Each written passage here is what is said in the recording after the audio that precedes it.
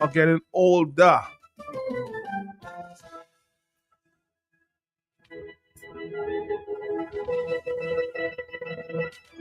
If it's on the block, we'll talk about it. Good afternoon, welcome.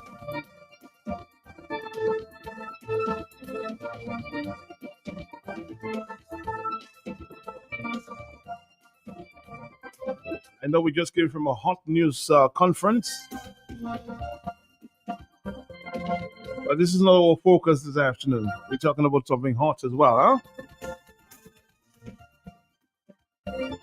I'm sure we'll dissect and cut statements from the Prime Minister based on questions asked to him in a subsequent program.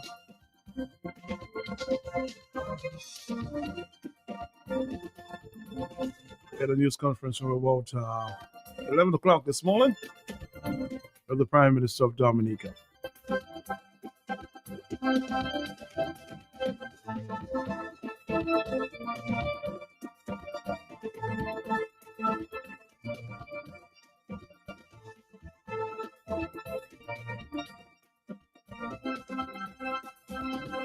Remember, Mother's Day is around the corner. We're going to take a break and I'll come back after this.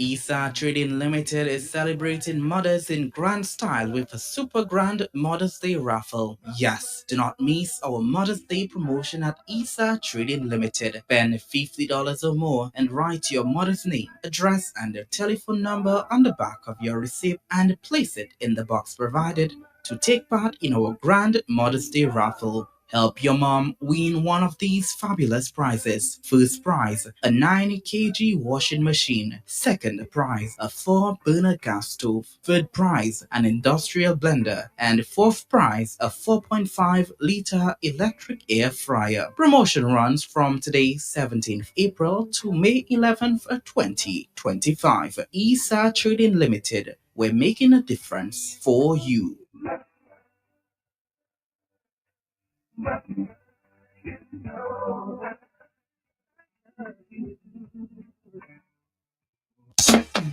Dominicans, Dominicans, enjoy your property, protect your property.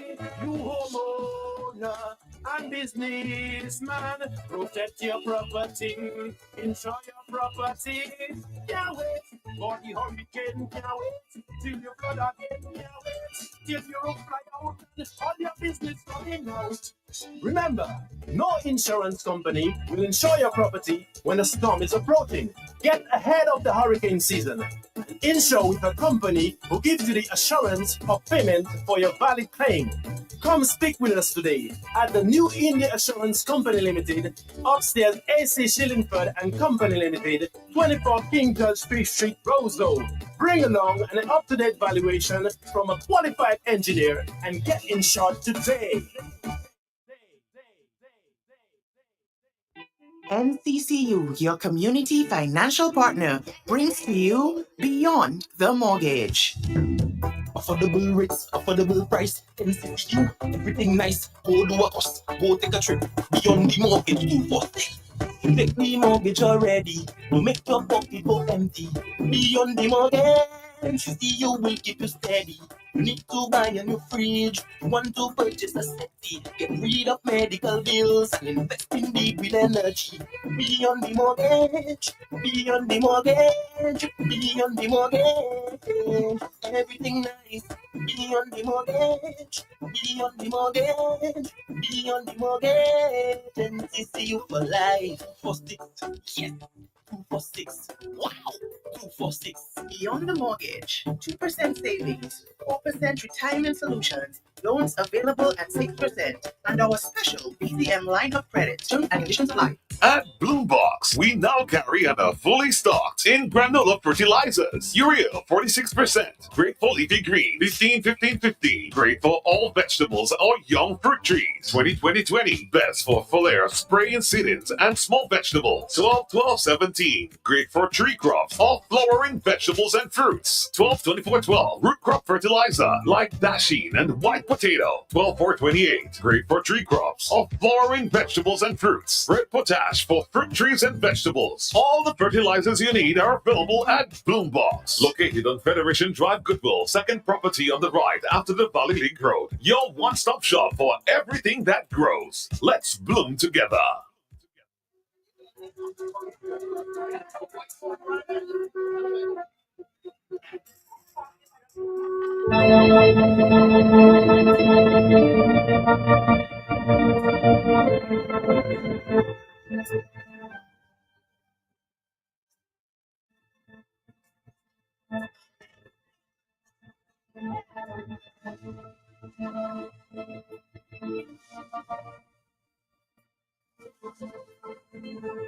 All right, Dominica, we're here.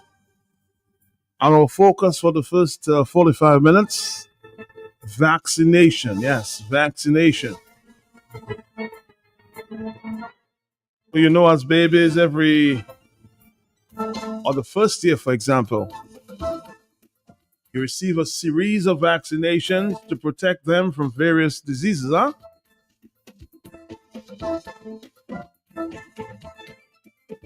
Some people believe in it, others don't.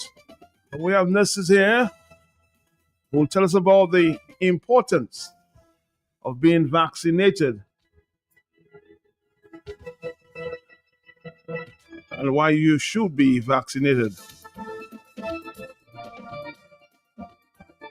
That's what we'll focus for the next 45 minutes.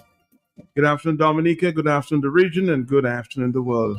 Let me say good afternoon to two beautiful and very productive, I suspect, ladies in our studios.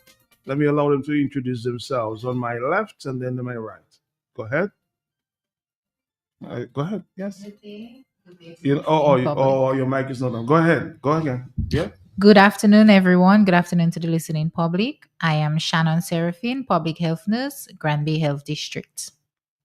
And I am Yvonette Anatole Carbon. That's a long name, Anatole Carbon. Okay, go ahead. Senior Public Health Nurse for Primary Healthcare for Region 2. So this encompasses La Plaine, Castlebrooks, Marigot, and Portsmouth. And also the expanded program on immunization manager for Dominica. Okay, so you're the senior person here. So tell us a little about what is going on here in Dominica and what is vaccination and why should we get vaccinated? Okay, so good afternoon to the listening public. Mm-hmm. And we just want this week from the 26th of April to the 3rd of May is recognized as Vaccination Week of the Americas. So PAHO with other countries in the region and their partners, we are celebrating Vaccination Week under the theme, Your Decision Makes a Difference. Mm-hmm. And it is also the 23rd year that we are celebrating in a row and the 14th year of World Immunization Week. Mm-hmm. So our focus basically is on eliminating 30 non-communicable diseases. Is it 13 or 30? 13. 30. Oh, 30. Okay, sorry. I just wanted to clarify. Yeah. Right. So 30 non-communicable diseases to include vaccine preventable diseases, which takes up for 13 out of that 30. So our aim for this week, we are on a hype to encourage parents to have their children vaccinated because it has been proven over the course of time that vaccination does save lives. Okay. All right. So why should, again, a child, I mean, I know in the first year we see a series of vaccination going on. Why should a child be vaccinated? You want to take on that question? Okay. So it is important for children to be vaccinated, especially during the first year, because as we know, their immune systems are not as developed. as they would if they were much older. So Okay. it is important to have them vaccinated so that it gives them that boost in the event that they get exposed to these certain diseases, that they can already have some protection towards it. Okay. So what type of vaccinations are we talking about? Okay, so my colleague will deal with the vaccines that we provide in Dominica. Okay, so we have a series of vaccines, as you said quite clearly earlier, and they begin at birth. So from the time the child is born, with consent, the child is given It has to be with consent. Yes, Okay. we don't administer anything to anyone without their consent. So if it's a child, then we would receive that consent from the parents or parents. Okay. Yes, so the first vaccine is given at birth, and it's the hepatitis B vaccine, and it protects against hepatitis B, which is a disease that can affect the liver and can lead to liver cirrhosis and also liver cancer. Then at 2 months, also at 4 months and 6 months, the children will receive what we call the pentavalent vaccine, which is a combination of 5 vaccines. So it protects, 5. yes. Yes, So they okay. get one prick, but it protects them against 5 different diseases. And these diseases are diphtheria, tetanus. We also have pertussis. They get a second shot of the hepatitis B, and then we protect them against Haemophilus influenza type B, which is something. Yes. Go ahead. And then at same 2, 4, and 6, they receive the polio vaccine as well. So at 2 months and 4 months, they receive an injectable polio vaccine. And at 6 months, they receive an oral polio vaccine. So we give it to them in their mouth. Now, you made a very important point as it relates to consent. Yes. Now, you know, both of you guys know, the importance of being vaccinated. Yes. And you're saying that you need the consent of the parent to Yes, do we this. do. Now, if there's a parent that seems reluctant to get the vaccine, what do you advise her? I mean, you're caught between a hard place, a rock and a hard place. What do you tell her or him? So that is where education is very important, Matt. So our role as healthcare providers is to provide enough credible information, and I stress credible because there are a lot of myths about vaccines and misinformation out there as it relates to vaccines. So our responsibility is to provide the parents and the clients with credible information so that they can make an informed decision and let them see the importance of having the children vaccinated. So you sometimes get a pushback in terms of parents actually saying that's not for my child? Yes, we get that a lot. But then again, as I said, it is the onus is on us as healthcare professionals to ensure that the children get the vaccines, because as my colleague alluded to earlier on, giving the children the vaccine is a sort of protection. So in the unlikely event, if that child comes across the real disease, that child has that level of protection. And if I am to jump ahead of myself here and say, if we have been looking at the news in recent time, in Texas, we see there's an outbreak of measles, and 2 children, unfortunately, have already died. And the records show that these were unvaccinated children. So if these children were vaccinated, chances are they would have been alive because they would have been protected. Oh, interesting. Yeah. And you see, measles is one of the vaccine preventable diseases that is very highly contagious. So it is spread by droplets, secretions from our nose, our mouth. So a person speaks, they sing, they scream, they shout. So those droplets are being released in the air. And then that virus can stay up in the air, exposed for up to 2 hours. So a person with measles coughs and sneezes in a room, and then 2 hours you walk in there, you are unimmunized, you can catch measles like that.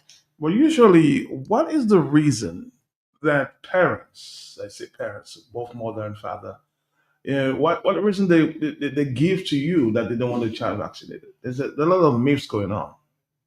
So sometimes you and I may be friends, Matt, and I just tell you, I am not vaccinating my child. Don't give it to your child. And by mere fact that because we are friends, oh, my friend told me that, so I trust my friend. So some people, we find they trust their friends over the science. You know? So some people, again, as I said, there's a lot of misinformation out there as it relates to vaccines. So that is why, like today and time again, we go out in the communities and we inform people, give them information, so in order to help them to make informed decisions. So do you have a schedule at this time? Can you speak about it? You mean our schedule for the week of vaccination?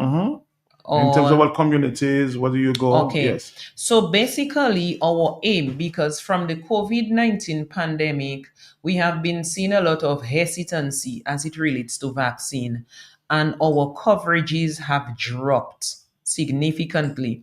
So we have dropped from coverages of 95%, which is ideal, what we need to provide herd immunity, to coverages of the 80s and the 70s, which is not good for us. So basically, what we are doing this week, we are on a campaign to catch all the defaulters, all the persons who should have been vaccinated and they are not. So, for example, this afternoon, there is going to be a whistle stop in the community of Penville from 4 p.m. So the nurses will be on the district vehicle with the PS systems, giving out the information and have vaccines available so that persons can be vaccinated. Our next big activity is on the 30th of May at the PSU building, the Roseau Health District being one of our biggest health districts in Dominica. We know they have since relocated to Newtown, and sometimes people see that as a challenge to them. So we're going to be at the Public Service Building Union on Valley Road. So we encourage mothers to take their children. It's a central location. And on Saturday, the 3rd of May, a Saturday is not a normal day when we would open the health facility, but we are going that extra mile because we realize the importance of vaccination. So we will be opening from 8 a.m. to 2 p.m. on Saturday at the Fonkole Health Center. So we encourage. But are you saying, because I guess I want to rewind the table, are you saying that there are actually a number of persons a number of children in Dominica that are not vaccinated? Yes, Matt, that's correct. Too much. You're saying they're not vaccinated? They are not vaccinated for various reasons. Like? Parents just decide they don't want their children to be vaccinated. But unfortunately, when these children want to go to universities overseas, or they want to go and get a green card, then they come and they realize, okay, this is a requirement I need. And then they come. So that is one of the things we want to implore of parents. Do not wait until that time. Because unfortunately, diseases travel and they do not need a passport. They do not need a visa. And one vaccine preventable disease to our shores, it is one too many. And the vaccines come free, of course. It costs the state a lot of money. So this government spends thousands of dollars every year to ensure that we have those vaccines, and it is administered free of charge to the client. So while it is free to the client, it comes at a cost to the state, to which we are grateful for. So we encourage persons to come and get vaccinated because we do not want the vaccines to stay and get expired and then they have to be incinerated. That is not the purpose for which we get it. So you can get vaccinated as old as what, for example? Speak to us about how old can you get vaccinated? As old as the person requires it, there's really no cutoff point. No. I not suspect someone is on the necessarily. telephone. Are you there, caller? Mr. Pelter, How are you, sir? for 1 minute, guys, I gonna charge you. Not blessings, and let me say blessings to the nurses in the house, and thanks for service to country and humanity. One nurse made a comment there. I think that's a little disrespectful to believe that the hesitancy is based on what a friend tell another friend. Darling, this is the age of technology, where you have a telephone in your hand, a laptop, and the world is at your disposal. All you need to check Dr. Robert Malone. He is the inventor of the mRNA vaccine, and he said his children or his grandchildren will not be taking it. Do all your own research. Do not listen to me like you said, a friend tell a friend. Not the nurses are not, maybe they are unaware. The amount of vaccine injuries in the world, Matt. Vaccine injuries. As compared to what, blessings? What is your comparative? What are the numbers that you're using? I mean, we're not speaking off the cuff. I want to know how many people have basically survived a vaccine compared to those who have not. The same thing I am just saying, Matt. Do not depend on me to tell you that. Do your own research. No, but you're making some public statements that we need to verify. So I'm asking you if you have that information, share it with us, because you don't want information going out there, blessings, that can actually, if you will, put some public fear out there. So I'm saying if you have the information, share it with the public, because you're giving one side of the story and not giving the other side. Matt, wait a while. You like to do that to me, but No, I want to ask you questions because I want you to verify. I'm not doing you anything. I'm asking you to verify. Wait a while, Matt. The nurses are giving you one side of the story. They're not giving you the other side. I am asking for people to research and keep an open mind. What the vaccines have in them? What are the chemicals? The whole composition of all the things they're punching into babies. No wonder all of them suffering from ADD and they're crazy and you don't want children. What is wrong with our children nowadays? The questions we're asking is the poisons they're putting in them. Thank you. So you have come to your own conclusions. Now, what about the babies who have benefited from vaccines? That's my point to you, Blessings. You want to drive your point home, but you don't want to listen to the other point. 449309596. It's amazing, when you want people to listen to one side, you don't want them to pay attention to the other side. Hello, the benefits of vaccine. Hello, talk to me, yes? Okay, yes, Matt. Good afternoon. Good afternoon to you. To you and your my nurses. team, yes. Okay. When I was home, it was a thing that you had to get your children vaccinated. My children did get vaccinated. Another thing is when I was in Dominica, I knew nothing about autism. But here in the US, it's always been a big issue with vaccination with children and autism. It's a big thing in the air. Because I know of people. I was working with a young lady. She said her child was already talking, and it's more common with boys than girls. She told me that her son was already speaking, talking, and then after he had whatever vaccination, she came to work crying because she had the doctor's appointment. She just find, his behavior had just changed. He wasn't making eye contact and, whatnot. So when she took him to the doctor, they said that he had autism.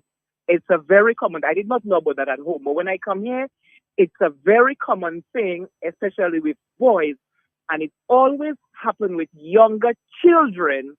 And the thing is, they will always hide behind whatever. Is most of the children is after they get vaccinated, then that thing with the autism starts showing its ugly face. I don't know what the nurses have to say about it, but there was even planning some lawsuits and everything with the how you'll call it. The name can't come to my mind. But anyway, the people responsible for doing all the vaccines. And again, talking about the COVID, it was a big thing with the COVID vaccine. People who got vaccinated, some of them got COVID. People that was not vaccinated, some people never got COVID. Then it was a big thing that you must have heard even before that President Biden got out of office, that he had to pardon Fauci for all the story that was going around with the COVID vaccination. Thank you. Thank you very much. A doctor is now talking to me. He says, I knew Blessings would hijack this conspiracy theory. He doesn't have any scientific evidence. That's the point I'm trying to make to you, and you out there, promoting this conspiracy theories we've heard many, many times. He says vaccinations are very essential and has saved multi-millions of lives of people. They have been vaccinated. You get more problems with highly processed foods, with food coloring, than vaccinations. Okay, the nurses are here, and I'm sure maybe they want to make a point or two. Yes, go ahead. So, Matt, as I will say, the benefits of vaccine clearly outweigh the risks. And then there are certain diseases that you and I have never seen in our lifetime, and all that can be accredited to successful vaccinations. So from 1994, as a region, we have eliminated polio. No polio within our region. I will admit, there's some people who have not been vaccinated and they're doing well. But you can't use that to say... Make a general statement. That's my point. So we have eliminated a lot of diseases within our region because of safe vaccine. And the vaccines that we receive, they are very safe. There's efficacy, and we can prove. A lot of us, we just read of certain things. We see it on television or we see it on a book. Because I'm not sure, Matt, if you have ever even seen a person with polio or with measles with mumps. I've heard. So you see, you have heard, but you have not seen. And all those things can be attributed to successful vaccinations. So we know for sure that vaccine saves lives. And that is why this week we are going through the length and breadth of Dominica to ensure that all our children are vaccinated. Because at the end of the day, as I said, one vaccine preventable disease to our shore is one too many.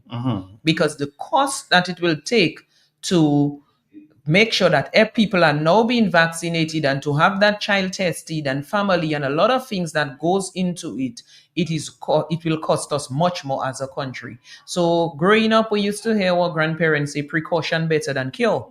So that is the route that we are taking.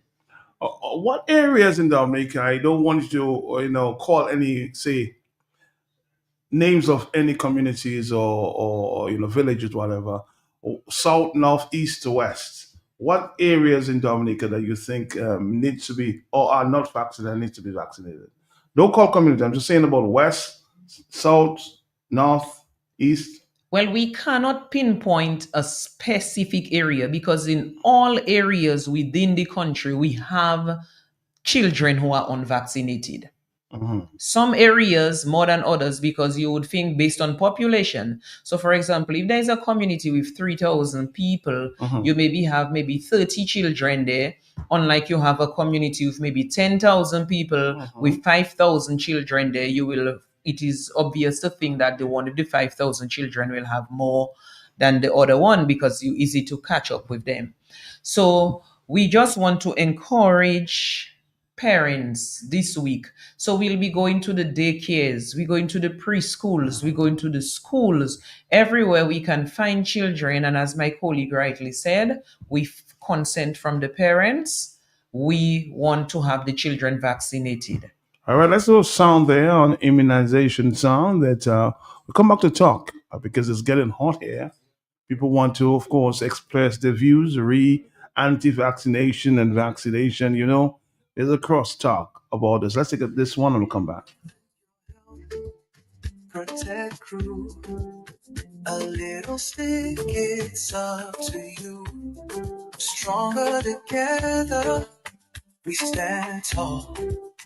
Immunization, it protects one, it protects all. Your decision makes a difference, don't delay. A healthier future starts today.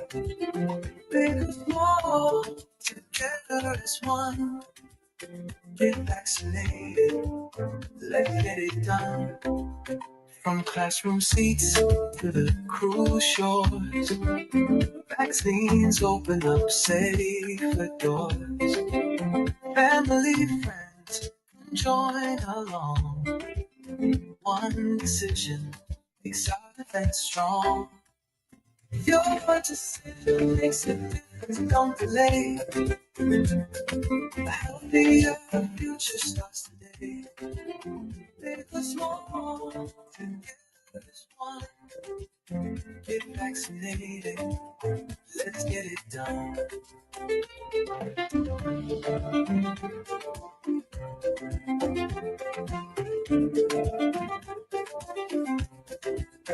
Immunization for all, you make the call. Your decision makes a difference. So strengthen your defenses and get vaccinated today. Immunization for all, you make the call. Your decision makes a difference. So strengthen your defenses and get vaccinated today.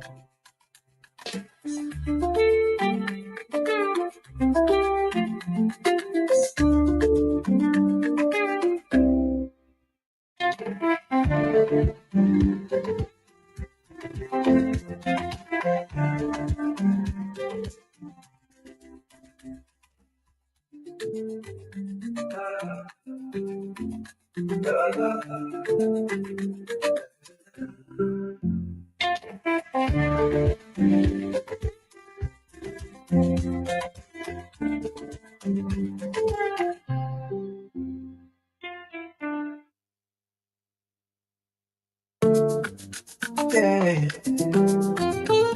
yeah.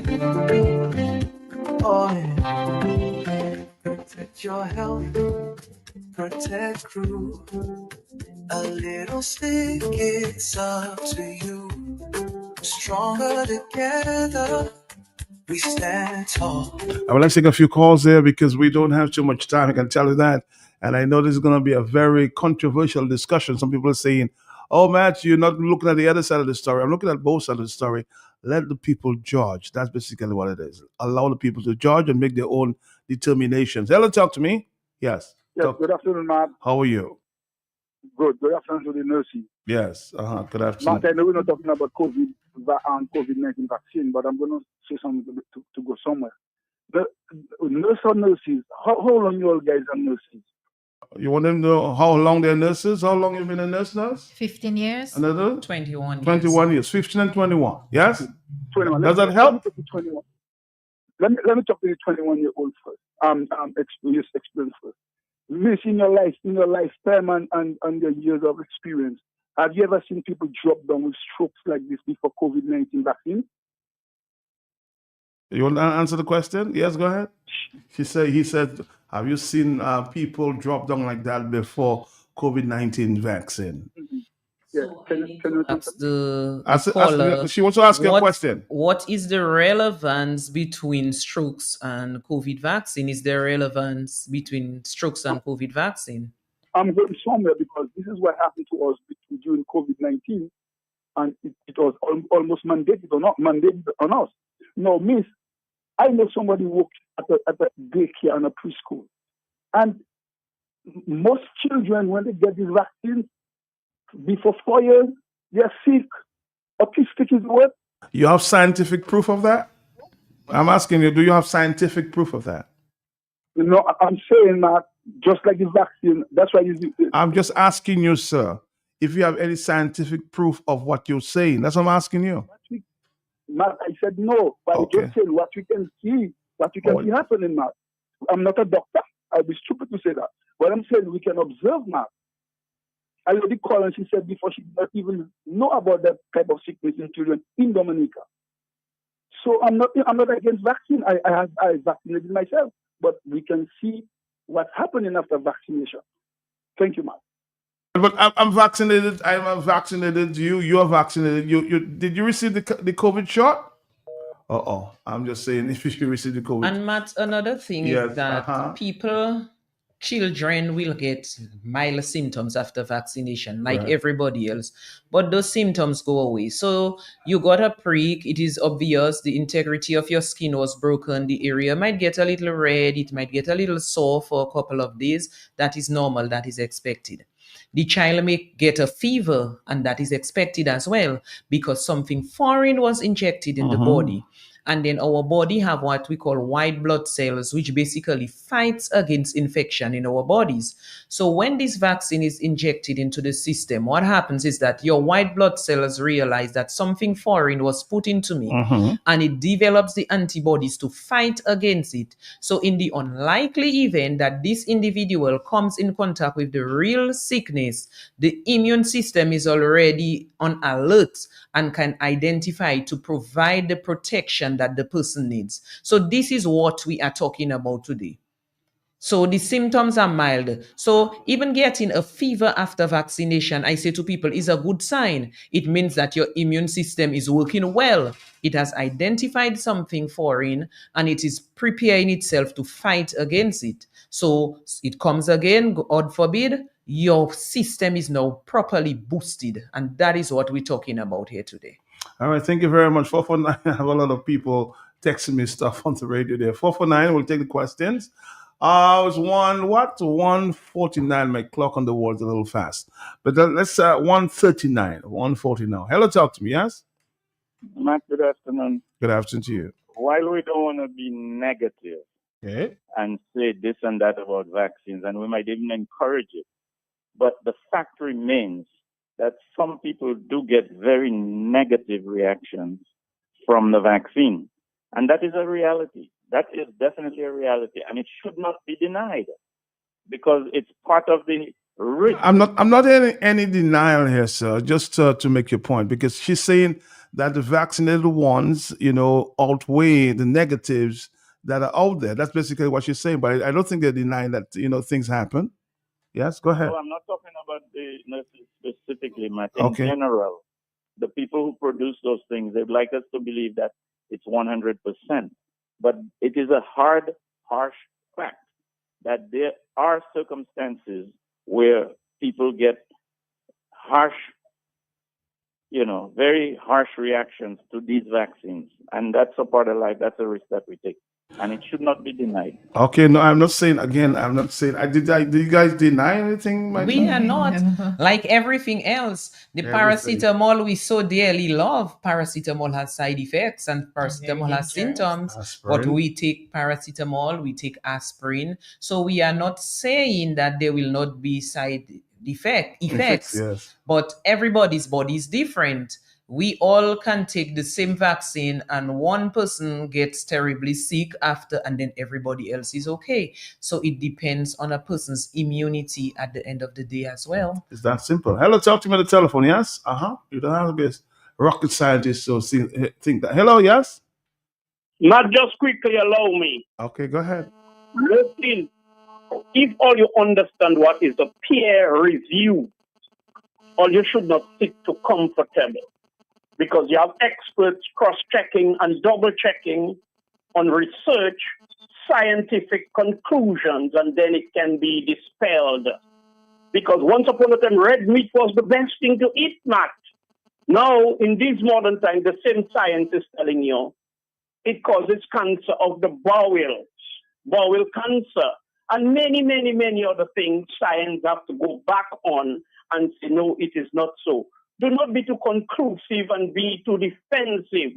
This is just my opinion and with some facts by scientists. Matt, you talk about a doctor a while ago who said that highly processed foods and highly coloring and all of that. Did he do any research to conclude what he's saying? I'm talking to you. Want me to reveal the name? Dr. Dale Dangleban just told me that even a bee, a sting from a bee can, strokes in black people and not to vaccines is due to diabetes and high blood pressure from too much salt that we consume. We are looking at this thing upside down. People are dying from bee stings. People die from honey and peanut allergies. That's the point he's trying to make. And he's done his research, Blessing. So I gave you a name. So you can have a discussion with Dr. Dale, okay? Can I just conclude? You can. Yeah, Matt, is that, as I tell you, Dr. Dale's opinion. It's an opinion. But he has done his research. He has done his scientific research, Blessings. What research have you done? You, Blessings. What research have you done? Wait a while. Matt, let me conclude. Don't just get off your line. Dr. Dale is not a scientist. He's a doctor. Dr. Dale is a scientist, my brother. He's a scientist. He's a scientist. Matt, I don't want to get there. Let me just conclude my point, now, boss. Can I conclude? Well, you can conclude, my brother, but you have to respect scientists and science. Autism predominantly in black boys in America. Autism, and it is directly related to vaccination. I'm asking you a question again. What is your scientific data to prove what you're saying, Blessings? I am talking after other scientists who concluded it, Matt. No, that's your opinion right now because you're talking on second-hand information there. Hello, talk to me. Yes. Oh, my God. Talk to me. Yes. Hello? I'm here. Yes. I think it's unfortunate that we have this struggle between in the people. Let me say, first of all, can the nurses show me that the vaccines that they are talking about are not mRNA vaccines? You can speak to that? Go ahead. Yes, hello. You want to speak to the question? Ask the question again because I suspect you're a little confused there. Hello, yes? Can they assure us that the vaccines that they are talking about in this presentation are not mRNA vaccines? They're not. Yes. I think I'm speaking to a scientist right now. I'll just get back to the point, huh? For 4930. Stay on the line, caller. I'm just trying to get a scientist to answer and I think she texts me, somebody who works in research here, and then this is can get to that as well. So yes, I think you can talk to. No, see, Matt, the reason why I'm asking that question, Mm-hmm. I get the nagging belief that the vaccines that are being advanced here today are vaccines that have been given to us long before COVID-19. Right? So they are not mRNA vaccines. And I think it's dangerous for us to conflict those two. I think people are reacting to the COVID-19 vaccine and its fallout, whatever happened, which was done under emergency conditions, with vaccines which are time-tested, which were given for many years. And I think there's something that people are forgetting. Vaccines did not come up because some smart scientist said, I want to do something. Vaccines came up because one scientist observed that milkmaids who were exposed to cowpox were immune from smallpox. And Jenner, who is the doctor involved, he decided to research that, to investigate it.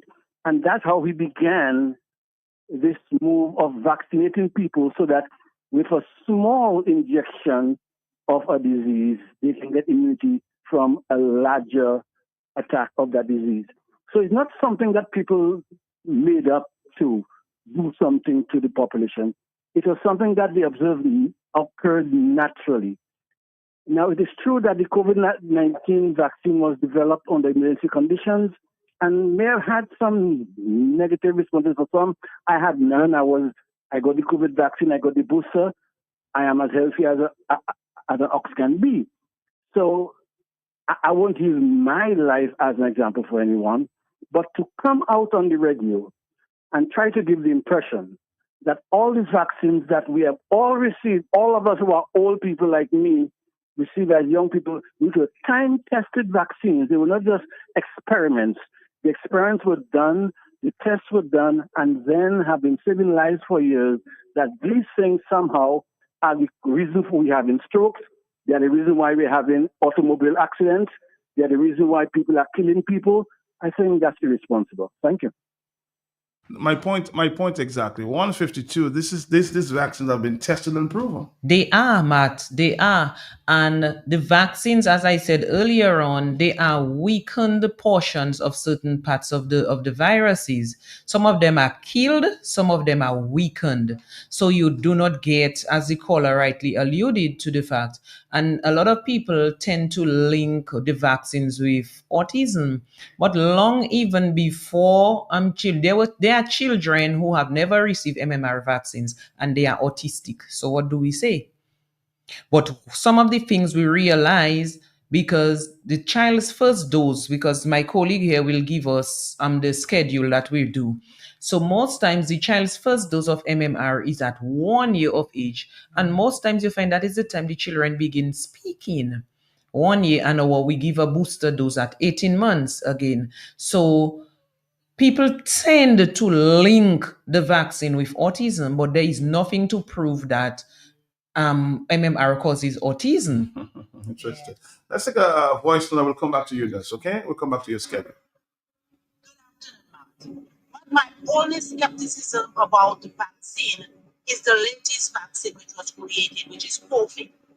Because it is one that, in my mind, enough research has not been done on, and it has not been there long enough for people to say, okay, we've had case studies and we've been able to verify that, this is so or that is so. But other than that, Matt, I would like to encourage everybody to get their children vaccinated, because I think we've had more lives saved through vaccination than we've had people with vaccine injuries, from the MMR to the polio vaccines and all of that. I think these vaccines have already proven that they have helped more than they have injured because they've been there. People have studied them. You've had more people looking into these vaccines than the COVID vaccine. So for a country like Dominica, who has had their vaccination rates in the hundreds and whatever else, and we've only recently started seeing things like ADHD and autism and stuff like that in our society. So why not get your child vaccinated? One person can walk out of Texas with measles right now and kill 15, 20 children that are unvaccinated in Dominica. Would you really prefer to do that? Or would you have preferred to get your child vaccinated? I would go for vaccinating my child against some of these diseases that are preventable. So kudos to the nurses. Thank you for the education. Go out there and do your best to rein in those people who have not vaccinated their children, because I think that vaccination does truly indeed help. Stronger together, we stand tall. Immunization, it protects one, it protects all. Your decision makes a difference, don't delay. A healthier future starts today. Big or small, together as one. Get vaccinated, let's get it done. From classroom seats to the cruise shore. All right, Dominica, we're going to get the schedules in a minute. Those of you who have not, have your children have not been vaccinated, follow the discussion to the end, okay? We want to congratulate the nurses who are here, giving the information. Your decision makes a difference, don't delay. A healthier future starts today. Big or small, together as one. Get vaccinated, let's get it done.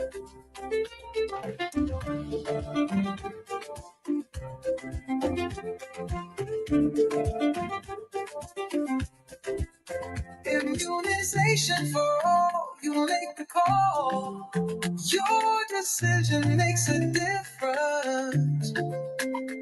So strengthen your defenses and get vaccinated today. Yeah. Immunization. Oh, you make the call. Your decision makes a difference. So strengthen your defenses and get vaccinated today. All right, let's get back to our nurses here in studios. Good morning, good afternoon again. Maybe I want to go back in time and say good morning, good afternoon again. Give us a schedule for the next couple of days. Yeah. Oh, no, not for the next couple of days. For Just the the schedule of what we follow in Dominica. All right, no So we just problem. want to finish with it because we started earlier. Okay. So we had gotten to pentavalent. So one of the vaccines that we also give children is the BCG. Mhm. And the BCG protects against what we call TB or tuberculosis, Mhm. and also meningitis, which is infections of the brain and spinal cord. Okay. So they get that from birth up to 1 year. Then at 1 year, we give the MMR. It protects against 3 different diseases: measles, Mhm. mumps, and rubella. So they get that at 1 year, and then at a year and a half, they receive another shot of MMR. So they get 2. Then at that same 1 year and a half, we give them a booster dose of diphtheria, pertussis, tetanus, and they also get oral polio. And at 3 years, we give them their second booster of the diphtheria, pertussis, and tetanus, Mhm. and the polio. They get that via the mouth. Okay. Right. So that's for the children, the children 0 to 3 years. Mhm. Then before they enter secondary school in grade 6, we also go to the schools to administer another booster of diphtheria and tetanus and polio. And from 2019, we have introduced the HPV vaccine, which is a vaccine that protects against certain types of cancers, like cervical cancer in women, and in both boys and girls. It can protect against throat cancer and cancer of the anus as well. And the vaccine that we administer, it protects against 4 strains of the HPV virus. And as we know, there are many over 100 strains of HPV, but the four most common ones, this is what our vaccine protects against. Then when women are pregnant, we also administer a booster shot of the diphtheria and tetanus to help to protect their baby, mostly, of course, during delivery from getting infected with tetanus. We also we also have the influenza vaccine that we give to all persons, whoever requests it, we give to them, but it's of utmost importance to administer to the children and to the elderly. As we know, the immune system of the elderly and the young children, they do not work at its optimum at this time. So it's very important that the elderly, also persons with chronic conditions like diabetes, hypertensives, we encourage them to have the influenza vaccine as well. So every year we have different strains of influenza. So we have the vaccine to protect against that as well. And then in June of this year, we intend to introduce what is called the hexavalent vaccine. Hexavalent. So it is not a new vaccine. It is a combination of the pentavalent, which Nurse spoke about, and the IPV. Because a lot of times when parents come and the children have to get more than one pricks, it can be an emotional experience both for the parent and the child. So they have spoken to us over the years, regarding their concerns. And when we go to our meetings, our seminars, our workshop, we brought that up. And then thankfully, we now have the vaccine combined. So instead of getting the pentavalent and the polio vaccine separately, they are now combined into one dose. So the children will receive one prick. So we just want to complete the pentavalent we have in stock, and then hopefully by June we can start with the administration of the hexavalent. So we are listening to the concerns the parents have, and we work together with them. All right, thank you. Any final comments before you go? Because I know the telephones will never stop ringing. So we just want to encourage persons to have their children vaccinated, because it is clearly that the benefits outweigh the risks. And we have seen the elimination of a lot of vaccine preventable diseases over the years, and this can be attributed to successful vaccinations. And now with the introduction of certain vaccine preventable diseases, we are seeing it is because of non-vaccination. So as the caller, the person you played the voice note rightly said, it is in the best interest that we have our children vaccinated, because unfortunately, should someone leave their shores with measles and come to us and our children are not vaccinated, it puts us at risk. Again, I want to say thank you guys for coming. Come back soon. Thanks for having us. It was a pleasure this afternoon. I know we had some controversy, but what I say, there's nothing without controversy in Dominica. We expect that. Thank you very much for coming. Okay? Thank you. Thank you. Bye. Woodford Hill is where you inspire and we create. Call on Abraham Cyber Cafe for all your top quality printing needs. Vehicle decals, custom made tumblers, mugs, and brilliant printing of t-shirts, caps, and a wide variety of ID cards. For top quality, fast, eye-catching, head-turning, high-impact, vibrant printing, rely on the professional printing services of Abraham Cyber Cafe. Call 315-5745 or WhatsApp 276-6522. Abraham Cyber Cafe. We bring all your ideas to life with exceptional brilliance and excellence. The people's choice. You won't regret this experience. Fresh market. When money don't count and the pocket that hurts you. Fresh market. Fresh market. We are open 7 days a week with the top of the line products. We're on stock, supermarket and pharmacy, health and beauty care, fresh produce and meats prepared daily, hot and cold kitchen, ready to go meals, sandwiches, salads, and desserts at your fingertips. Easy access, located on the bayfront, environment friendly, and our staff are approachable and ready to assist. Have you figured out who we are? You got it. Fresh your one stop. Your money don't count and your pocket don't hurt you. Fresh market, fresh market, everything's a fight. Fresh market.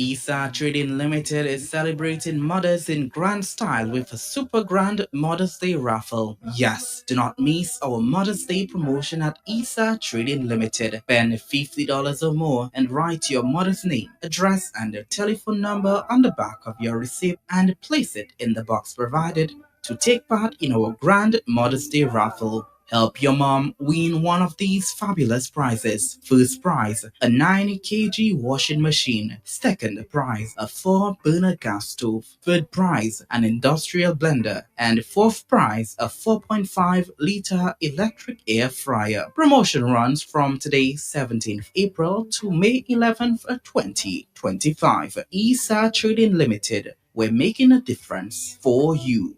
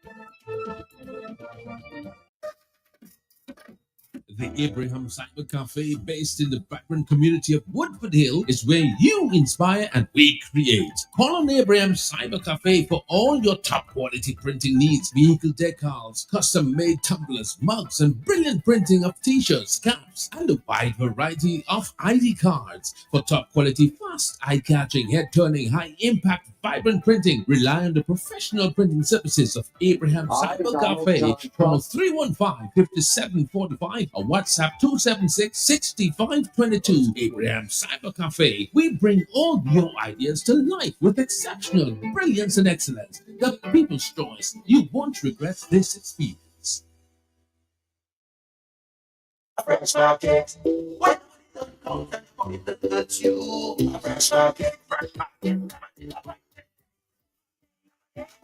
We are open 7 days a week with the top of the line products. We're on stock, supermarket and pharmacy, health and beauty care, fresh produce and meats prepared daily, hot and cold kitchen, ready to go meals, sandwiches, salads, and desserts at your fingertips. Easy access, located on the different environment friendly, and our staff are approachable and ready to assist. Have you figured out who we are? You got it. Fresh your one stop. Fresh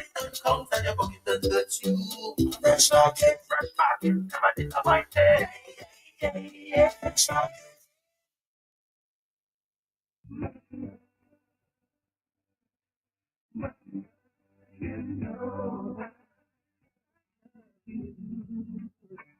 ESA Trading Limited is celebrating mothers in grand style with a super grand Mother's Day raffle. Yes, do not miss our Mother's Day promotion at ESA Trading Limited. Spend $50 or more and write your mother's name, address, and their telephone number on the back of your receipt and place it in the box provided to take part in our grand Mother's Day raffle. Help your mom win one of these fabulous prizes. First prize, a 90 kg washing machine. Second prize, a 4-burner gas stove. Third prize, an industrial blender. And fourth prize, a 4.5-liter electric air fryer. Promotion runs from today, 17th April to May 11th, 2025. ESA Trading Limited. We're making a difference for you.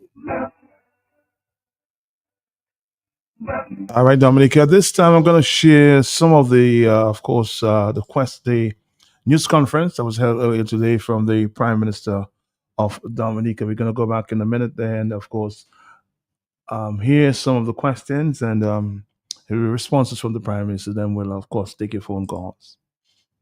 So I always appreciate your presence. Without the media, there can't be a press conference, and so we appreciate your presence and time.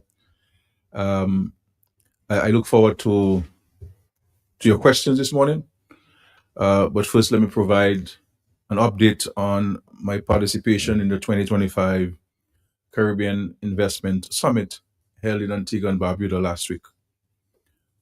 As you know, I joined my esteemed colleagues for a timely discussion on our CBI programs. As leaders of countries, we established citizenship by investment programs. We understand the critical importance of safeguarding the integrity of these initiatives. They have been instrumental in shaping the economic resilience of our nations and must be protected through collective will of all involved. This is why I sounded a call for members of the private sector, agents, developers, and other stakeholders to speak up in defense and indeed promotion of our programs, which has and continues to underpin economic activity in all of our countries. Our conversation in Antigua reaffirmed a shared commitment to enhancing cooperation across the region, particularly in the areas of due diligence and vetting and independent regulation. We acknowledged that while the regulatory landscape continues to evolve, we too must adapt. We must continue to be proactive and transparent, upholding global standards to preserve the reputation of our nations as trustworthy partners in the global investment community. We also discussed the growing need to harmonize our policies to prevent undercutting and fragmentation within the region. By moving in tandem, we strengthen our collective voice and project greater stability. We should have the first draft of the legislation in May 2025, which shall establish the Independent Regulatory Commission, among other matters that will be harmonized legislation within the countries which have the CBI program. I want to reiterate that Dominica remains fully committed to the highest standards of integrity in its CBI program. We continue to strengthen our already rigorous due diligence processes and make the necessary changes to ensure the program operates at the highest standards of integrity. We have also taken immense pride in channeling CBI resources into transformative national projects here in Dominica, projects and programs here in Dominica, whether it is in healthcare, housing, or the construction of our international airport and the financing of the National Employment Program, among many other interventions. This has always been about delivering real benefits to Dominican people, and we will continue to administer the program in the best interest of all our citizens. In respect to electoral reform, I would like to briefly address the matter of electoral reform, as I know many members of the public are interested in understanding the next steps in the process. The government of Dominica has delivered on its promise to Dominican people by delivering comprehensive and meaningful electoral modernization. The legislation was passed unanimously in the parliament, and unanimously means that everybody present voted in favor of the bill. And in the parliament, and we are confident that it reflects significant improvements to our electoral system, improvements that are aligned with the will and expectations of the majority of our citizens. At this stage, the process of operationalizing the new laws rests with the constitutional bodies entrusted with that responsibility, namely the Electoral Commission and the Chief Elections Officer. These institutions will oversee the next critical phase of implementation, in keeping with their constitutional independence and authority. The government of Dominica reaffirms its full support for the process and will continue, as it has always done, to provide the necessary financial resources to ensure the successful and effective implementation of these reforms. I also wish to take this opportunity to provide the public with an update on the progress on the international airport, a project that remains one of the most transformative undertakings in Dominica's history. I am pleased to report that works on the airport are ongoing and proceeding in accordance with the phased construction schedule. Substantial progress has been made in critical areas, including site preparation, drainage and foundational works, and stockpiling of materials. The site preparation is now significantly advanced, and I am pleased to inform you that the construction of landside buildings, including the passenger terminal and related facilities, is set to commence shortly. Additionally, the runway, a critical component of the project, is quickly taking form. Now, I have heard some questions in the public as to why don't we finish the runway before doing the terminal buildings?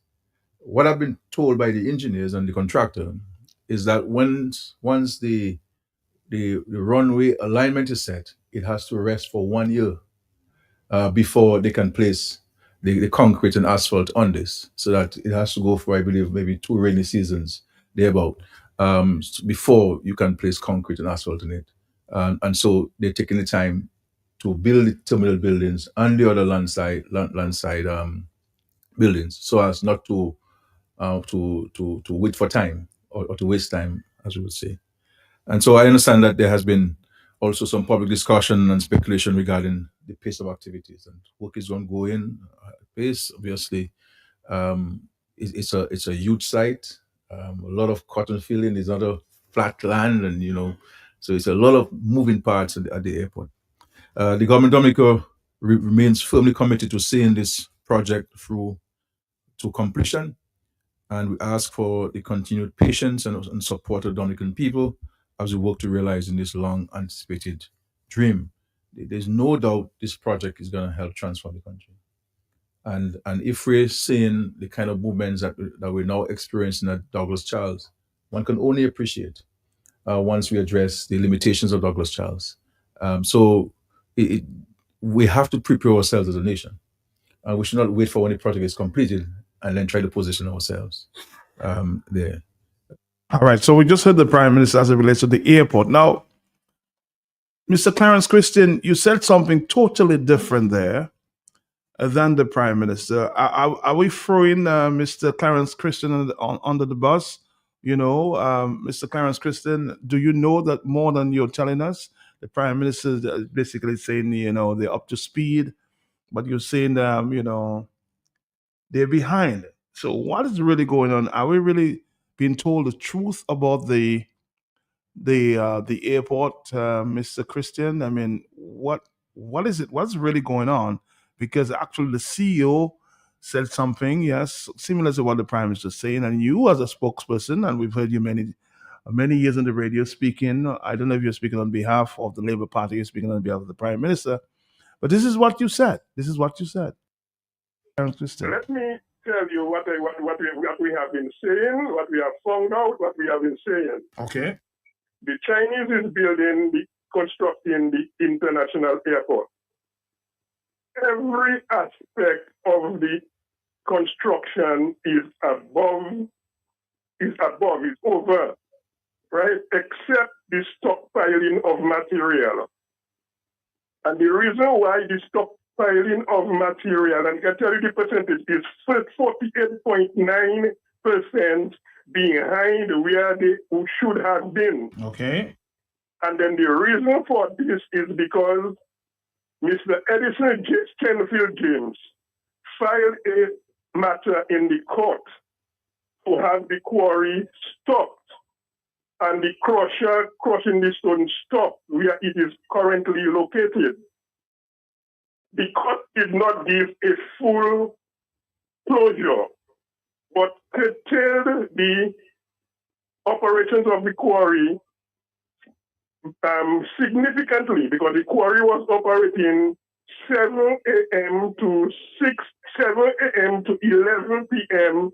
every day, including Saturdays and Sunday. Okay.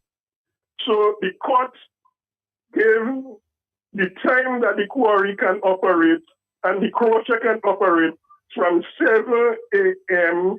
to 6 p.m. Monday to Friday. So you cannot operate on a Saturday and you cannot operate on a Sunday and they cannot go up to 11 o'clock. So that is a number of hours that they are behind. When the Chinese do the assessment, they have found out they are 48.9%. I have the figure before me. I woke up there. I can tell you what I'm saying. 48.9%. Oh, so you're hold on, Clarence. I'll still allow you. Are you confirming that you work up there? Okay. Well, tell me more. Tell me more. It's no secret. Okay, tell me. I do accounting work up there. It's no secret. So they are 48.9% behind schedule.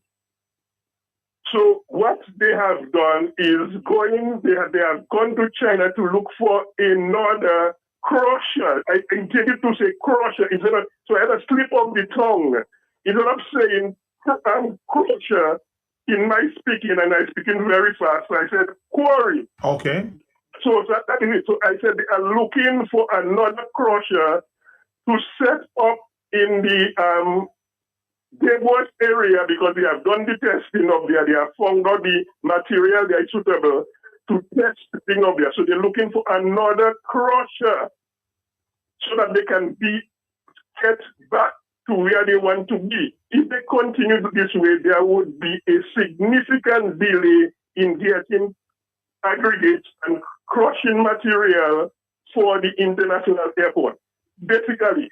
But Matt, let me tell you, the significant thing we will mention is that the area where the crusher and the quarry is currently is the very same area where Edison James was planning to put his crusher and his quarry for the construction of the so-called international airport under UWP.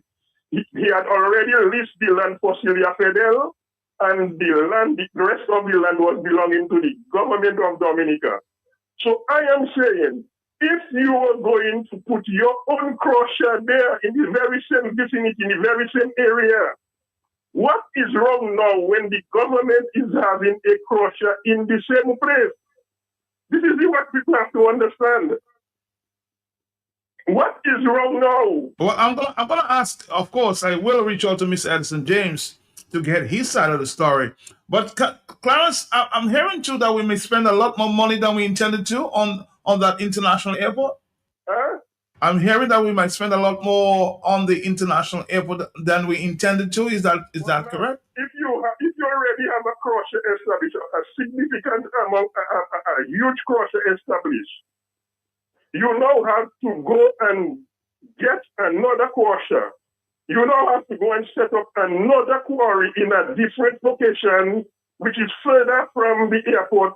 You have to pay more transportation to carry. Isn't it going to increase cost? That would be of course obvious. That would be. This is what I'm saying. It is going to increase cost because you have to now bring in another crusher from China, another huge crusher from China. You have to go and clear the land, the other land area, clear it, and do everything. Set up a new crusher up there. That is going to increase cost. To transport the material from the new crusher to the thing is going to increase cost.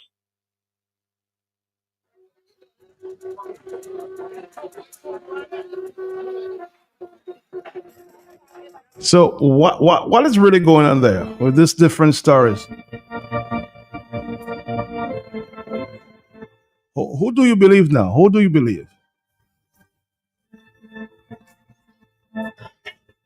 Has the Prime Minister and the CEO thrown Mr. Clarence Christian under the bus? Or is Mr. Clarence Christian speaking the truth? As the accountant, he would know something about the figures, right? Interesting conversation there was.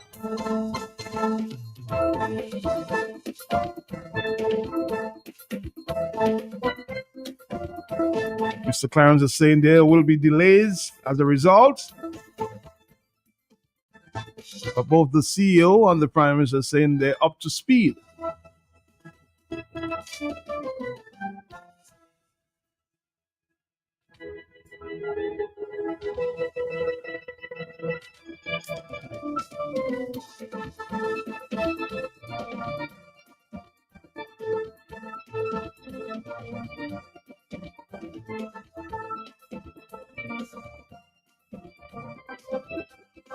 Good afternoon, Dominica. Good afternoon again. The numbers are 449-3095, 449-3096, and 449-3097. Let's go back to the telephone at this time. It's already 2:21 in the afternoon. Hello, yes. Yeah, good afternoon, man. Good afternoon to you, sir. You know what gets me mad? You remember Mr. Scary told you this is not Q95? His conference, it's a conference, man. But why, if it's not Q95, why does it sound like the other side of Q95? When every opportunity he gets, he jumps on the opposition. That this is what the opposition is doing. The opposition just wants to kill the CBI and and on and on. If it's not Q95, why do you go there at your convenience? If it's a conference and you're the prime minister and you're supposed to be high and mighty and talking to the people of Dominica, why do you get so political? Over and over, he starts sounding like Q95, to use his own phrase, at his conference. If Mr. Skerritt, it's not Q95, it has to be not Q95 for both sides. You cannot make it Q95 and tell Matt it's not Q95. So leave the politicking out of it. And he's the guy that always tells people, oh, they're playing politics. Who is a bigger player than the reserve Skerritt? Not said, Matt. All right, good afternoon to you. 449-3095-96 and 97. Of course, we are taking your phone calls at this time.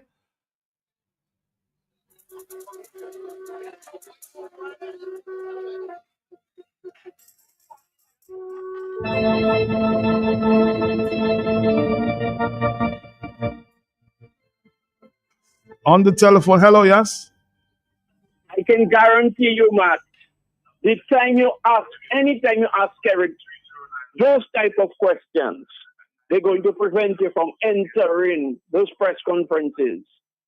Matt, I was a little passing because I left home and I heard the questions. Can you rephrase the questions, Matt, pertaining to MMC, the monies, where is the money, and why do we have to go to court having to do with the participants or the players to come out openly and defend? What were you asking, Matt? Can you help me before I make my contribution, please? Yes, I will help you. I have the questions down here, and yes, I'll help you. Just give me a second, Blessing. Just give me a second, sir. Yes, sir. Yes, I'm waiting. All right, I'll help you in a minute there. I have it written down there somewhere. Where you? Okay, I think. Just hold on, Blessings. Hold on. Let me see.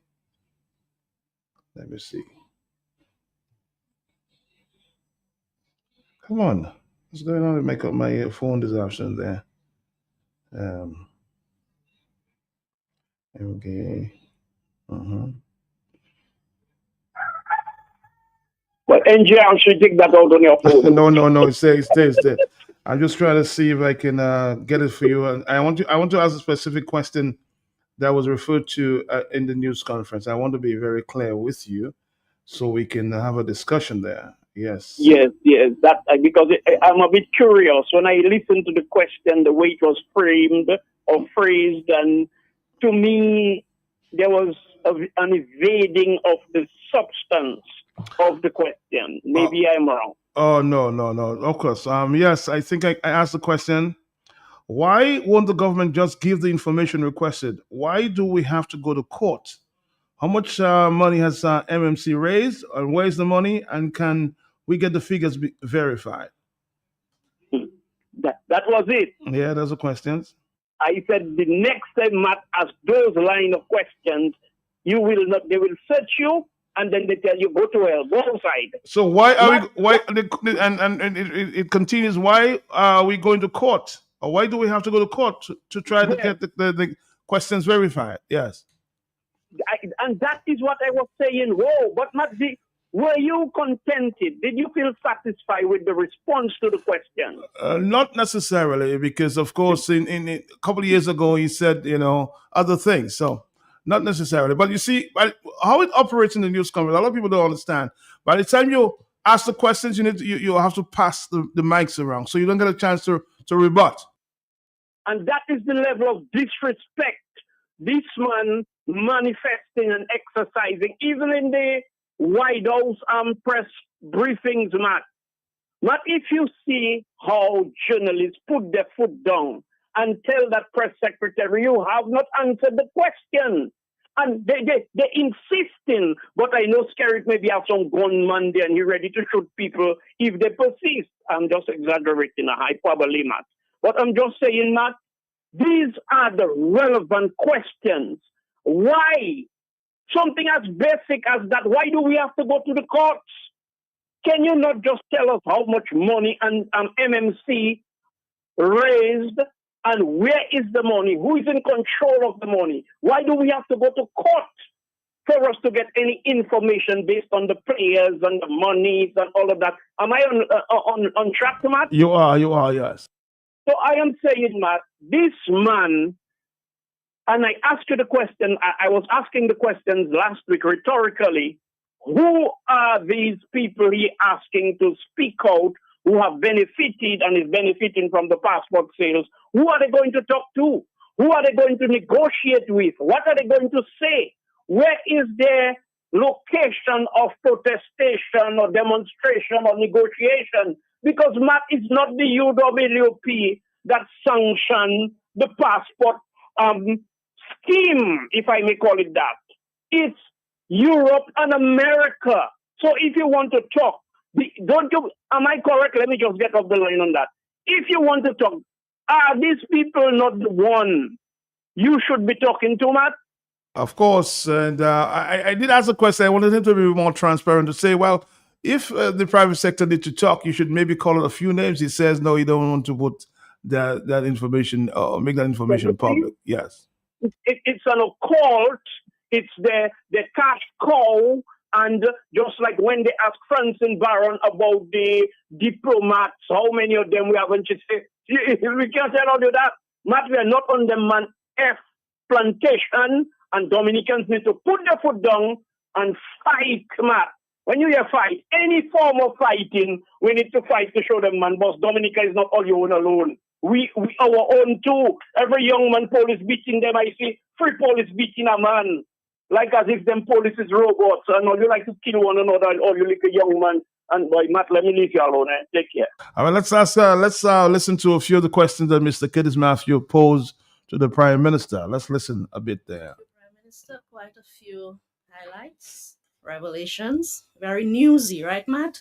I know the Prime Minister may have preempted some of your questions, but I'm sure you have follow-ups, and so I would like to invite the media to pose your questions. We will go first with Curtis Matthew of DBS Radio. Thank you very much, Dion Dura Smith, and good morning to everyone. My first question is, what for you, Prime Minister Skerritt, were the main takeaways from the investment summit in Antigua last week? A second question, do you think, given everything, the citizenship by investment program is under threat? And can you outline how much funds have been generated from the citizenship by investment program for the last few months? And what are the changes? What are the changes can one anticipate to come for the program? And Prime Minister, my final question has to do with in this round. It has to do with a High Court ruling recently, the lawsuit filed by the United Workers' Party regarding the handling of funds under the citizenship by investment program. the court sitting and the session for the court is due sometime in May. The court has said that that matter will move forward and is scheduled for sometime the 20th of May. So that has been my first round. Let's see what happens in the second round. Thank you very much. Now, we had some very constructive engagements in Antigua. First among ourselves as heads, and just to say that there is very strong political will coming from every head of government with the CBI program for us to advance the provisions of the agreement that we signed. Following the agreement we signed, as you know, we appointed an interim regulatory commission, and that commission has been tasked with the drafting, with the drafting of the draft bills, harmonized bills, to give effect to the independent regulatory commission, among many other aspects of the bill and so on. So that bill will be ready, I've been told, in the month of May, and with the intention of going to Parliament before the end of 2025, all of us together in our respective countries, going to our parliaments and to pass that legislation. So work is ongoing in it. We also had some very constructive engagement with representatives of the EU, the US government, and from US Embassy, and also the UK. And we were able to exchange views with them, along with the interim independent regulatory commission members, on issues relating to the CBI program. It was very enlightening. It is an opportunity to provide information and to clarify certain things. So I felt, and I think as if you have all, that the engagement was very important. And of course, we had a broader engagement with other stakeholders within the citizenship by investment industry. And this is where my call was made, that people need to speak. And I'm not asking people to defend any prime minister or myself politically. We can do that. But we all have to understand and appreciate the importance of this program to our countries. And the reality is, in Dominica's case, there's no citizen who can say that they have not benefited from the CBI program. None. Whether it is from housing, whether it's from support to private sector people after the hurricane, well, of COVID, and procurement of pharmaceuticals and PPEs, whether it's from roads, whether it's bridges, whether it's hospitals, whether it's health centers, whether it's schools, whether it's monies for farmers, whether it's small business, social safety nets, the 60 and over allowances, the NEP that we spend about $5 million every month, that goes directly into the pockets of individuals. So while we may not have um, uh, a bonus salary, but we're giving people homes. We're giving people scholarships to go to school, which is $250,000, $300,000. An average home will cost $350,000 that we give to people at no cost to them. All of it's financed by the Citizens by Investment Program. And of course, the construction of International Airport, the construction of the marina, bringing in foreign exchange, people are employed, shops are selling the goods, and businesses are being developed as a result of the investment. So we're able to discuss those things, and I think we are closer to advancing some of the issues. And just to tell people, and because people believe that we are reacting to what's happening externally. In 2015, and prior to that, as Prime Minister, when Gaston Brown came in, we agreed. Both Gaston Brown and myself were pushing for us to have a uniform approach to matters. As a matter of fact, Gaston and myself, when we not getting support, we decided we're going together. We're going alone. Obviously, we're happy there 10 years later that there is buy-in to what we proposed back then, and then we advance in those actions that are necessary to bring some harmonization, because they're things I've always felt like we could have done together that would help enhance the integrity of our programs and enhance the scrutiny, the ability for programs to be properly scrutinized so that they're sharing our information and sharing our best practices among ourselves. So we're happy that we're advancing it. But coming out of that, I believe that there is strong political will and we have the technical support who are providing the advice to the heads of government to advance in those actions. So we're in a much better place where the CBI is concerned. You say the citizenship program is under threat. I mean, like everything else. I mean, banking is under threat with de-risking. Um, you have trade is under threat by the introduction of tariffs and trade barriers, and even within the Caribbean community, people bringing phytosanitary conditions that prevent you from exporting to the countries. You have shipping under threat. Whether it's from the IMO or whether it's from the position of a position on boats manufactured by non-American companies. So every industry, every activity that you'll have, you'll always come under scrutiny from one reason or the other. And the Citizens Investment Program is no different. We believe that in some quarters, people are misinformed. People speak from a point of view of ignorance on some of the issues, and people speak from a legitimate point of questioning. We understand that, but there are some who also speak from a vantage point of deliberate disinformation and misinformation, and unfortunately, the we are, the opposition opponent operatives have made this a political football, hoping that the program can come to an end. And it comes to an end, the government won't be able to provide for the citizens, and that would usher in a change of government. Now the question is, if that were to happen, what would you inherit?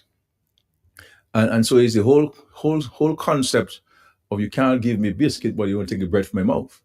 And I think this is why I'm talking about that the program is to be defended, not by me alone, because this country is not mine. I am just a citizen like everybody else. I happen to have a position in the country, but I am a citizen like everybody else.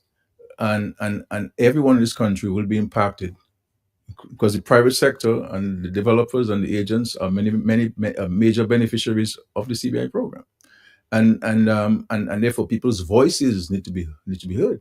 It can't only be the voice of a prime minister defending the integrity and the future of our country when everybody benefits.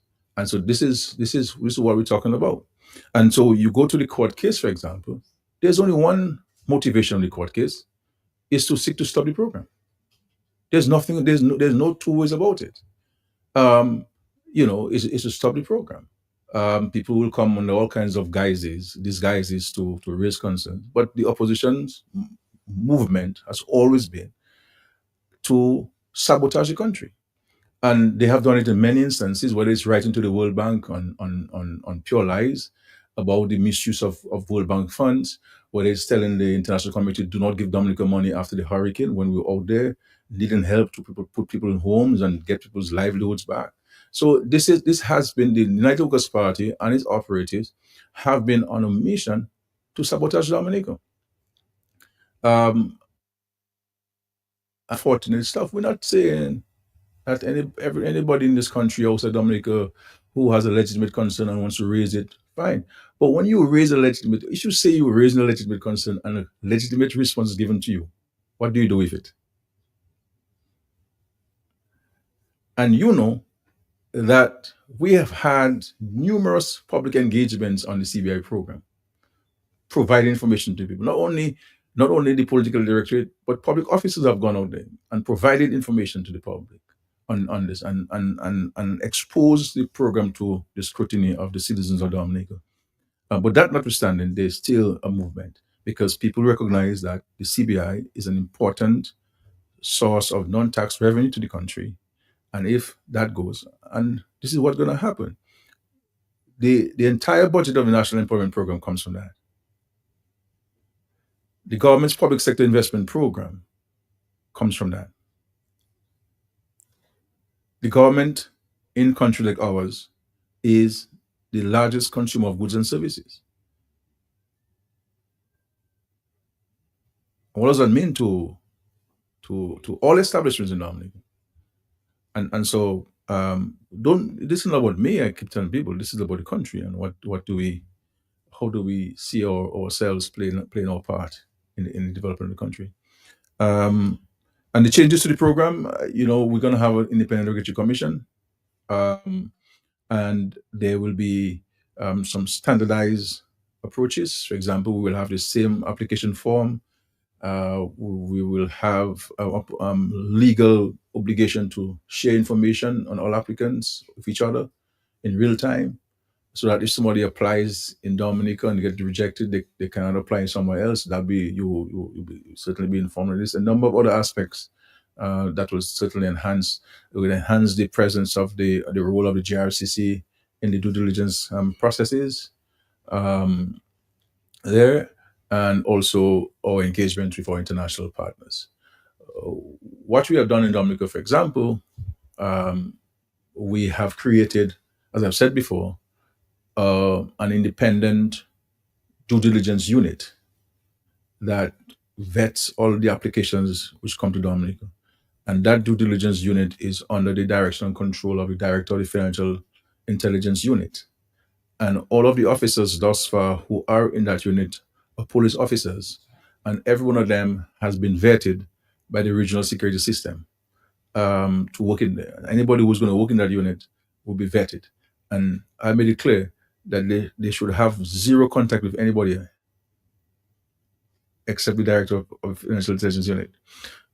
So no agent and no person who has a role to play in the citizenship program can speak to any officer in that unit. They're completely removed from everybody else.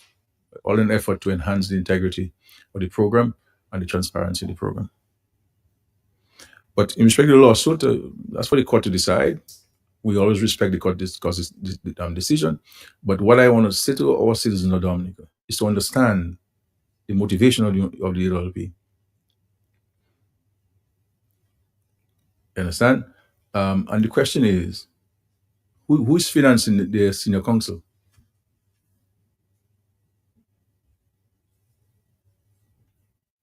Who is financing the senior council?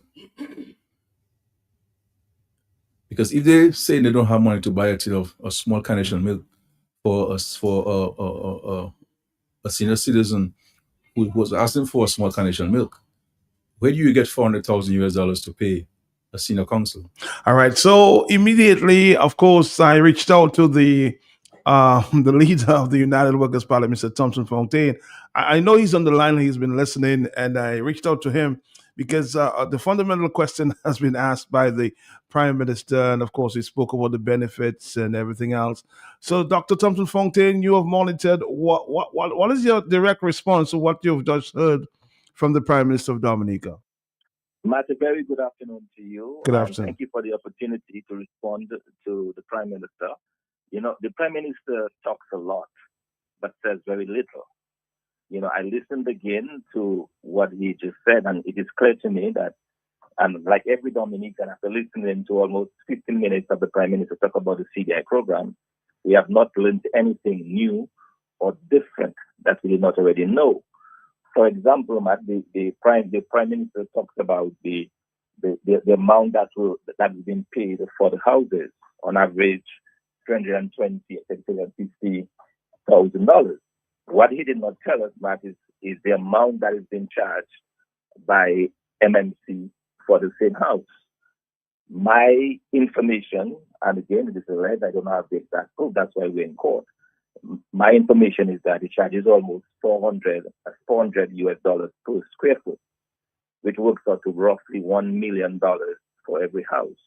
So while the local contractors have paid $350,000, the real cost to Dominica is about $1 million per house. These are the kinds of things I would like the Prime Minister to clarify for us when he comes on the radio to speak about the CDI. In addition, Matt, he goes on to say that the United Workers Party is giving the country a bad name and that we are seeking to stop the program from CDIK. That cannot be further from the truth. Even went to indicate that the court can put an injunction on the program through our case. This is absolutely false. I repeat, this is false. The Prime Minister should know by now that the case is about accountability. This case is about getting the government to tell the people of Dominica once and for all how many passports have been sold, where the money is going, what is the relationship between Dominica and the government and MMC, the details of the contract. So is it true, for example, that MMC can charge $400 per square foot and give the local contractor $60 per 60 EC per square foot to build a house? That is the kind of information that is lawful seeks to get, to edify the Dominican public, to get a better handle as to where our tens of millions of dollars have gone to. We are not seeking to stop the program. We are not seeking to ask the court to put an injunction on the program. We understand the tremendous importance of the program to the country. Again, because the government has neglected the other aspects of development, they have put literally all of the eggs in one basket. We don't want to take salaries away from public servants. We don't want to take the $1,000 that the NEP workers are receiving every month from them. We don't want to take whatever monies have been given to the elderly in Dominica. That is not what we're about. The United Workers' Party is a far more caring party. Our concern is to get the accountability to the program. That is what is being sought in the court, and that is what the Prime Minister will have to answer to from the 20th. So you can forget about this press conference, listen to the information that's going to come out of the court, because finally I believe the people of Dominica will have all of the answers they've been asking all of this time. Because after all, Matt, this program belongs to Dominica. This CBI program is ours, and it's very important for us to know exactly where the monies are going and to force the government to bring all of the money back into the treasury. So we're actually doing a good thing for Dominica, because if the court case is successful, it will force all of the monies through the sale of the passports to come back into the treasury of Dominica. So that if people are not getting $380 a month, they could possibly get up to $1,000, $2,000 a month, because there's a lot more money available to them. So we're doing a good thing by the people of Dominica as far as the program is concerned. Now let me also address the other issue of the payment, and it was raised, the payment to the lawyers. He said that, in terms of 400, we're getting $400,000 to pay the senior counsel. That might be the first hint from the Prime Minister of how much he has paid his senior counsel to bring us to court. But we know that the numbers run well into the millions of dollars. That might be a means of him to justify. We have been very clear to the people of Dominica that as a party, we did not have the money to pay the senior counsel, but we felt that in the interest, in the public's interest, and in the interest of good governance in Dominica, that this was a case that needs to be heard by the court to force answers from the government. And that is why, Matt, in an effort to pay our senior counsel, we went to the Dominican public. We had 3 radio funds over a period of time that gave us enough money to start to give a down payment, as it were, to our lawyer that is running the case for us. So that money came from the $5, $10, $20 contributions, the $100 contributions from the patriots of Dominica. That has been extremely transparent. We've reported on the amount of money that were raised. We've reported in the past on the amount of money that we have paid to the senior council. So that information is out there. It is transparent. What we would like is an equal level of transparency by this government, especially considering that they are using taxpayer dollars to prosecute the opposition, to let the Dominican public know exactly how much money they have paid to these 3 senior counsels from Trinidad and Tobago to prosecute us in the court, only to be told at the end of the day that there was no case. After 8 years, that there was no case and that the case was dismissed. That is what we're interested in. Is it $10 million as we have calculated, or is it more than $10 million? Imagine the amount of money that has been spent on prosecuting us to no end, when you now have a hospital that has to shut down blood services. So you cannot even do a basic blood test in your hospital right now. The hospital without bed sheets, without paracetamol, a school system without doctors and chalk, and teachers having to put their hands into their pocket for the small stipend they earn every month to buy school supplies. That is the system that we've inherited. In the abundance of CBI resources, in the abundance of money into Dominica, we have the worst health system, the worst education system, the worst welfare system. No jobs are being created, and when those jobs are created, they're going to foreigners.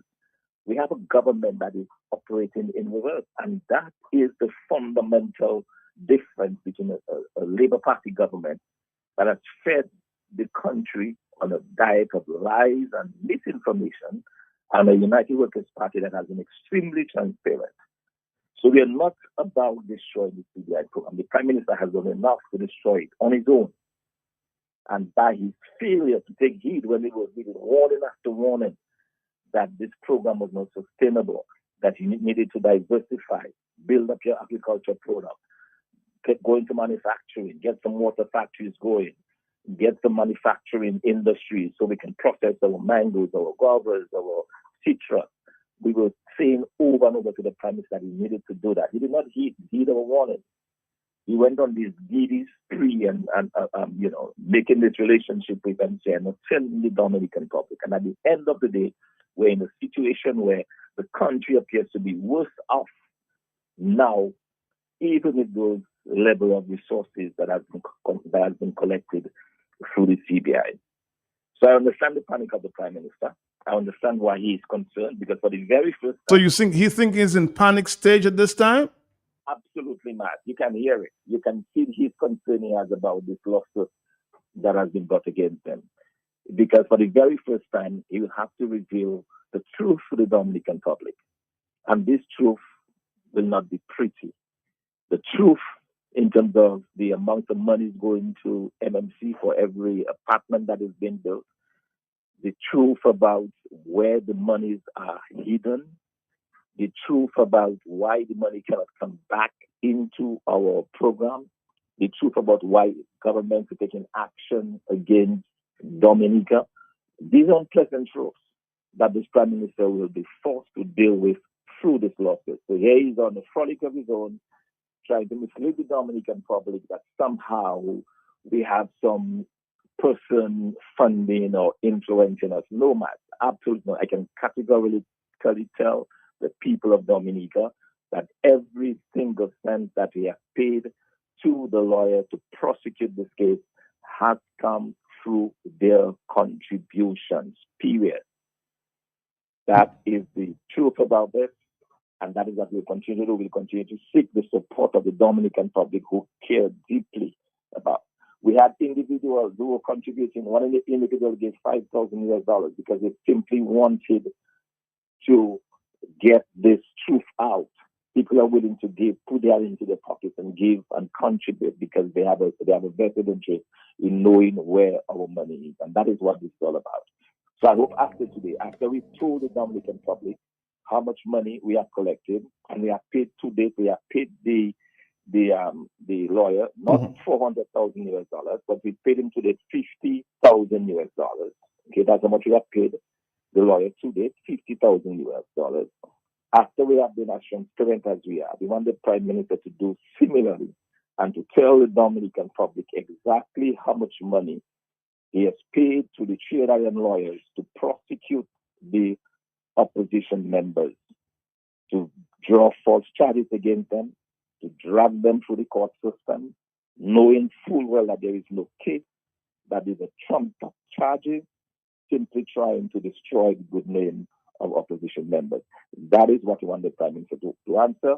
The rest, he doesn't have to answer. The court will force him to answer the questions relating to the CBI program. So that's what I call is very, very important, and also take note of what was said by the intention Prime Minister. And also, let me just add this. Actually, before you move on, because we don't have too much time, he did not answer specifically to the question posed by one report, I think Carl John Baptist, as it relates to the comments from the Prime Minister of St. Vincent, Mr. Ralph Gonzalez, as to making reference to the program is dying and is inviting scoundrels all over the world. Exactly correct, Matt. The Prime Minister spoke for an hour and a half. He said a lot. He said precious little, but he said nothing. That's exactly what I was saying. The comments by the Prime Minister of St. Vincent, they're relevant in that regard because the Prime Minister of St. Vincent resisted the urge to go the CBI route. In that time, he's been able to build an international airport. He's been able to get flights into St. Lucia, build up his tourism sector. St. Vincent has one of the strongest agriculture sectors in the region. They have manufacturing there as well. They have a very strong agriculture and manufacturing sectors in that country. They've done all of that without the use of CBI money.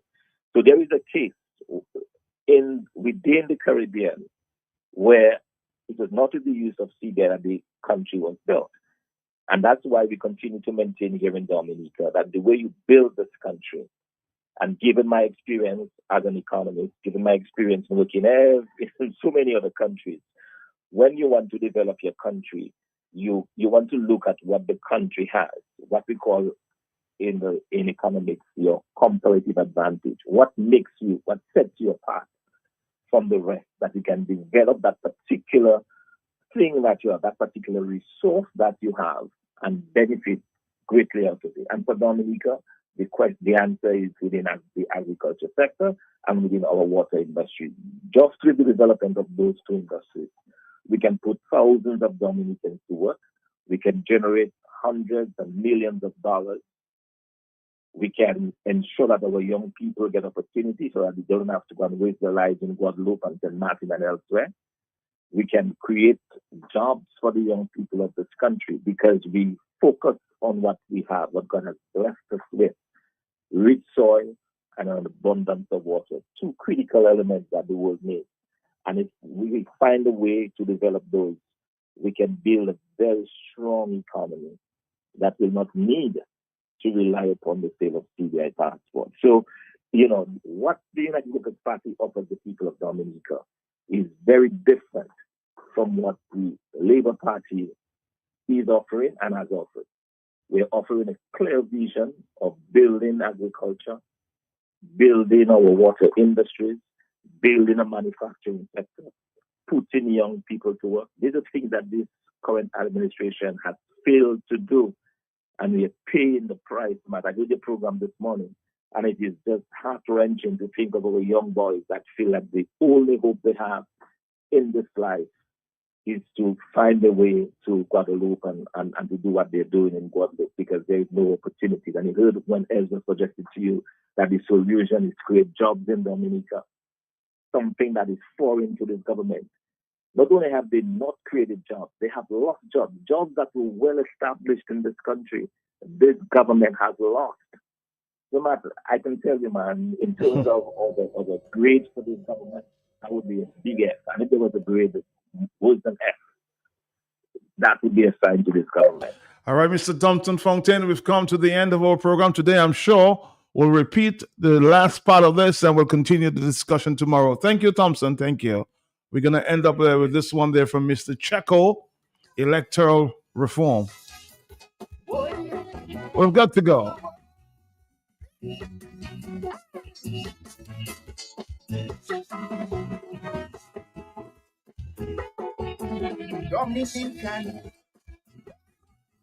Dominicans,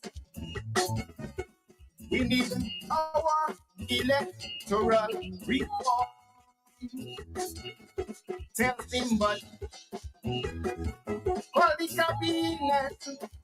Oh, you prefer this one? You prefer this one from the Checo? We've got to go tomorrow. I'll repeat this the final part of the conversation.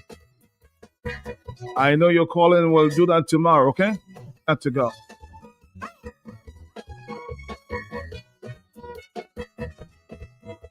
I've never been a priest, nor have been a pastor. But from where I stand, I feel spiritual warfare. The things that we see, people going And it is very clear that there are demons out there. That if we need to stop this evil spirit from invading our churches and public office, evil and good can be in one unit. We need to bring up the vaccination. Like here on the phobia, pretend like you don't know it there. Whenever you check out my theory, things happening in our face, people behave like they don't take it. Whenever you check out my theory, fingers are big 100 bullets, but good cause can't block out. Whenever you check out my theory.